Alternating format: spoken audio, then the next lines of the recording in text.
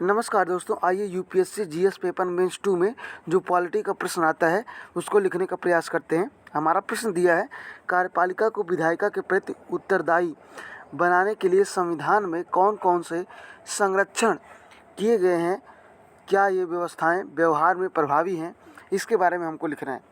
अब मैं आप लोगों से बताना चाहूँगा, जितने भी लोगों का 2026 के प्रीलिम्स के एग्ज़ाम में 40+ हो रहा है वो अपने मेंस की तैयारी कर सकते हैं। ठीक है, अब अपने उत्तर की शुरुआत ऐसे कर सकते हैं कि भारतीय प्रशासन प्रणाली संसदीय रूप पर आधारित प्रणाली है जो विधायिका के प्रति कार्यपालिकाओं उत्तरदायी बनाकर सामूहिक उत्तरदायित्व सिद्धांत अपनाती है।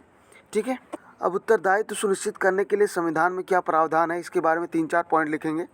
पहला पॉइंट आप लिख सकते हैं अनुच्छेद 75, जिसमें मंत्रिपरिषद लोकसभा के प्रति उत्तरदायी होना। ठीक है, दूसरा आप लिख सकते हैं अनुच्छेद 112, जिसमें वार्षिक वित्तीय विवरण दिया गया है।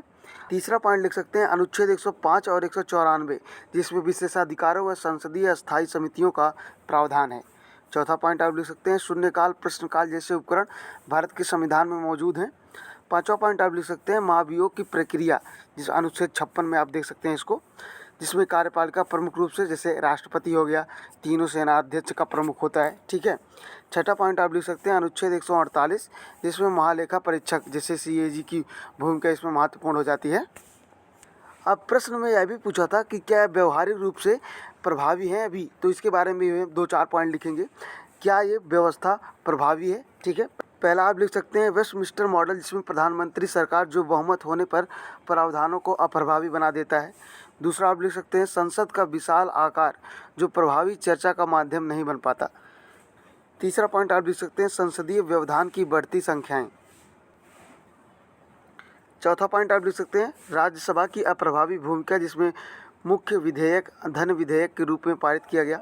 ठीक है, पांचवा पॉइंट आप लिख सकते हैं लोकसभा अध्यक्ष की निष्पक्षता संबंधित विवाद हमेशा बना ही रहता है, क्योंकि वह भी किसी न किसी पॉलिटिकल पार्टी का ही होता है। ठीक है, अब आगे की राह क्या होनी चाहिए, इसमें नंबर 1 पॉइंट आप लिख सकते हैं संवैधानिक नैतिकता का भी अनुपालन हो, क्योंकि हर चीज़ें संविधान में नहीं लिखी जा सकती।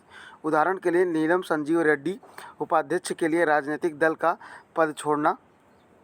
दूसरा पॉइंट आप लिख सकते हैं आम जनता में जागरूकता, प्रतिनिधियों की जो उत्तरदायित्व है बना रहे, इसमें जनता की भूमिका होती है।